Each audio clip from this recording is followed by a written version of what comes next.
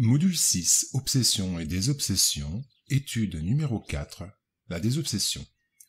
L'objectif spécifique de ce podcast est d'identifier les moyens de se prévenir de l'obsession et d'expliquer le processus de la désobsession. Certaines personnes déplorent qu'il y ait de mauvais esprits. Ce n'est pas en effet sans un certain désenchantement qu'on trouve la perversité dans le monde où l'on aimerait à ne rencontrer que des êtres parfaits. Puisque les choses sont ainsi, nous n'y pouvons rien. Il faut les prendre telles qu'elles sont. C'est notre propre infériorité qui fait que les esprits imparfaits pullulent autour de nous. Les choses changeront quand nous serons meilleurs, ainsi que cela a lieu dans les mondes plus avancés. Voir et comprendre le mal est un moyen de s'en préserver. Nous avons tous des désaffections d'existences antérieures. Au niveau d'évolution où nous nous trouvons, nous attirons la présence d'entités moins évoluées qui s'ajustent à nos ondes de pensée. Elles portent souvent préjudice, involontairement, à nos dispositions et possibilités de profiter de la vie et du temps. Ainsi, la désobsession est un médicament moral particulier, aérant les chemins mentaux où nous devons agir, nous immunisant des dangers de l'aliénation et établissant des forces occultes en nous, pour nous et autour de nous, dans une mesure que nous ne sommes pas pour l'instant en mesure de calculer. Par son intermédiaire, disparaissent les maladies fantômes, les obstacles obscurs et les échecs. Cette aide spirituelle nous donne de plus larges horizons pour la compréhension de la vie et des ressources morales inestimables pour agir face à notre prochain avec détachement et compréhension. Abordons maintenant le sujet de la prévention des obsessions. Il y a plusieurs thérapies pour supprimer les maux qui flagellent l'humanité. Les antibiotiques attaquent les processus d'infection, des instituts spécialisés étudient la pathologie du cancer, la chirurgie atteint le cœur pour traiter le défaut cardiaque et le vaccin constitue une défense pour des millions de personnes. Toutefois, à côté des infirmités qui affligent le corps, il y a ici ou là les calamités de l'obsession qui déséquilibrent l'esprit. Nous les trouvons dans toutes les classes, de celles des personnes pourvues de ressources élevées d'intelligence à celles des compagnons manquant des premières notions de l'alphabet. Elles dérapent souvent dans la tragédie passionnelle qui attire l'attention de la presse ou dans la folie mêlant à l'asile. Tout cela sans compter les problèmes de la dépression, les délires sexuels, les syndromes d'angoisse et les désharmonies domestiques. Ainsi, dans tout processus pathologique, du corps physique ou de l'âme, la prévention ou la prophylaxie est la base d'une vie saine. La prophylaxie est l'ensemble des mesures préventives qui évitent l'apparition de maladies. Dans le cas de l'obsession, qui est une maladie de l'âme, la prophylaxie est d'une importance vitale. Comme nous l'avons vu, l'obsession se produit parce qu'il existe une infériorité en nous. La prévention de l'obsession consiste dans la pratique du bien et dans la confiance en Dieu. Les esprits de la codification nous orientent comme suit. Gardez-vous d'écouter les suggestions des esprits qui suscitent en vous de mauvaises pensées, qui soufflent la discorde entre vous et qui excitent en vous toutes les mauvaises passions. Défiez-vous surtout de ceux qui exaltent votre orgueil, car ils vous prennent par votre faible. Voilà pourquoi Jésus vous fait dire dans l'oraison dominicale: « Seigneur, ne nous laissez pas succomber à la tentation, mais délivrez-nous du mal. » La seule prophylaxie efficace contre l'obsession est celle de l'Évangile. C'est pratiquer le bien et devenir bon. Maintenant abordons le processus de désobsession. Dans son travail de désobsession près de Gadara, Jésus s'entretient fraternellement avec un obsédé qui lui avait été présenté, en même temps qu'il se faisait entendre par les désincarnés malheureux. Devant l'interrogation du maître qui lui demandait son nom, le médium, conscient de la pression qu'il subissait de la part des intelligences perturbées et errantes, répondit qu'il s'appelle Légion, et l'évangéliste ajoute que l'obsédé agissait ainsi parce qu'étaient entrés en lui de nombreux démons. Nous savons aujourd'hui, selon le texte du professeur Rivail, codificateur de la doctrine spirit, dans l'item 6 du chapitre 12, « Aimez vos ennemis » de l'Évangile selon le spiritisme, que ces démons ne sont autres que les âmes des hommes pervers qui n'ont point encore dépouillé des instincts matériels. Dans cet épisode, le Christ s'adresse simultanément aux médiums et aux entités communicantes dans le travail philanthropique d'éclaircissement collectif, et nous enseigne que la désobsession n'est pas une chasse au phénomène, mais plutôt un travail d'amour conjugué à la connaissance et de raisonnement associé à la foi. Analysant le problème de l'obsession sous un angle plus grave, le professeur Kardec affirme: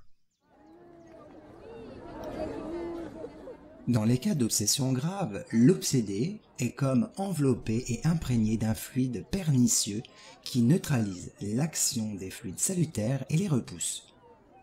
C'est de ce fluide qu'il faut le débarrasser.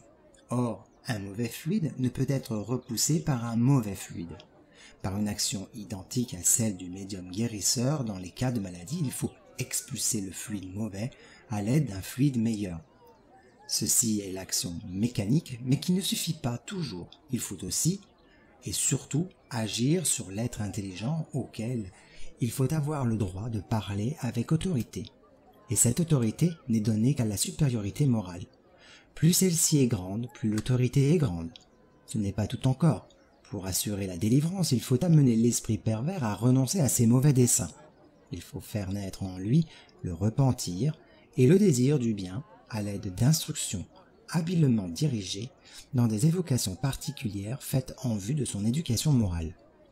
La tâche est rendue plus facile quand l'obsédé, comprenant sa situation, apporte son concours de volonté et de prière. Il n'en est pas ainsi quand celui-ci, séduit par l'esprit trompeur, se fait illusion sur les qualités de son dominateur et se complaît dans l'erreur où ce dernier le plonge. Car alors, loin de seconder, il repousse toute assistance.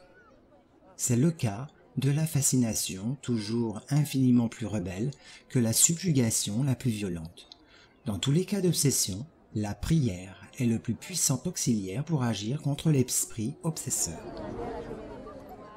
Toujours au sujet de la désobsession et ses innombrables facettes, nous transcrivons un petit peu plus loin quelques passages du livre Missionnaire de la Lumière, de l'esprit André Luis, dans lesquels nous pouvons constater l'importance et la complexité du travail des esprits chargés de prêter assistance aux obsesseurs et aux obsédés, travail secondé par des personnes incarnées participant aux dites réunions de désobsession.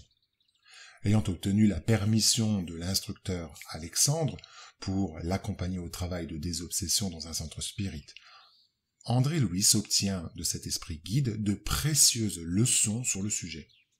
Voici le récit de cette conversation initiée par l'auteur spirituel du livre.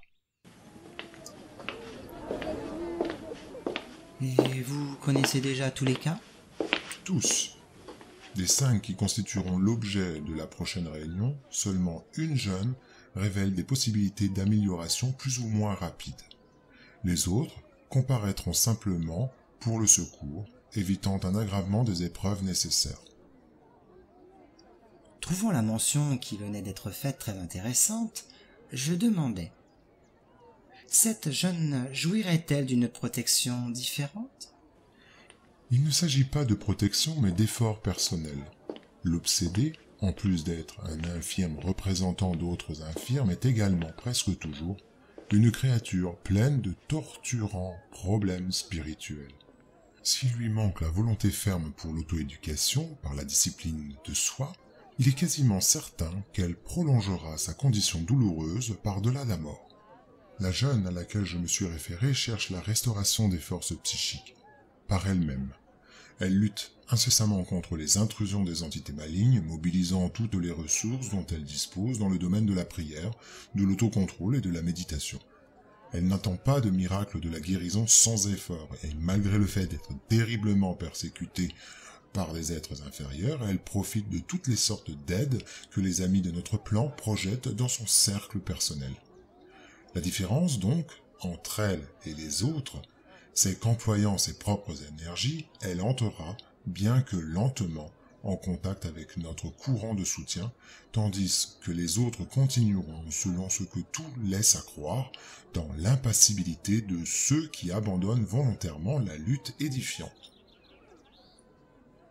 Agréablement surpris, j'observais des émissions magnétiques de ceux qui se réunissaient ici, en travail de secours, animés par la plus sainte impulsion de charité rédemptrice. Nos techniciens en coopération avancée se servaient du flux abondant de forces bénéfiques, improvisant d'admirables ressources d'assistance, non seulement pour les obsédés, mais également pour les malheureux persécuteurs. De tous les infirmes psychiques, seule la jeune résolue que nous avons mentionnée parvenait à profiter de l'aide à 100%. Je percevais son valeureux effort pour réagir contre les assauts des périlleux éléments qui l'entouraient. Enveloppée dans le courant de nos vibrations fraternelles, elle récupéra une normalité organique absolue, bien que de manière temporaire. Elle se sentait tranquille, presque heureuse. Malgré le fait de se maintenir dans un travail actif, Alexandre attira mon attention, signalant un fait. Cette sœur reste effectivement sur le chemin de la guérison. Elle s'est rendue compte à temps que la médication, quelle qu'elle soit, n'est pas tout pour la restauration nécessaire de l'équilibre physique. Elle sait déjà que notre secours représente une chance dont doit profiter l'infirme désireux de se rétablir. C'est pour cette même raison qu'elle développe toute sa capacité de résistance, collaborant avec nous dans son propre intérêt. Observez. Effectivement, se sentant soutenue par notre réseau de vibrations protectrices étendu, la jeune émettait un vigoureux flux d'énergie mentale, rejetant toutes les idées malsaines dont les tristes obsesseurs lui avaient émises dans la tête, observant ensuite les pensées régénératrices et constructives que notre influence lui offrait. Seul le malade, converti volontairement à son propre médecin, atteint la guérison complète. Dans la situation douloureuse des obsessions, le principe est analogue. Si la victime capitule sans condition devant l'adversaire, elle se livre totalement à son action et devient sa possédée après s'être transformée en un automate à la merci du persécuteur. Si elle possède une volonté fragile et indécise, elle s'habitue à l'action persistante des tourmenteurs et se vicie dans des irrégularités dont la correction est très difficile, puisqu'elle se convertit peu à peu en pôle d'attraction mentale vigoureuse de ses propres bourreaux. En de tels cas, nos activités d'assistance sont presque limitées à de simples travaux de secours ayant pour objectif de lointains résultats. Cela dit, quand nous trouvons l'infirme motivé à sa propre guérison, profitant de nos ressources, les appliquant à son édification intime, alors nous pouvons prévoir un triomphe immédiat. Il faut comprendre que dans la thérapie de désobsession, le spiritisme dispose de ressources précieuses aidant à combattre les influences négatives.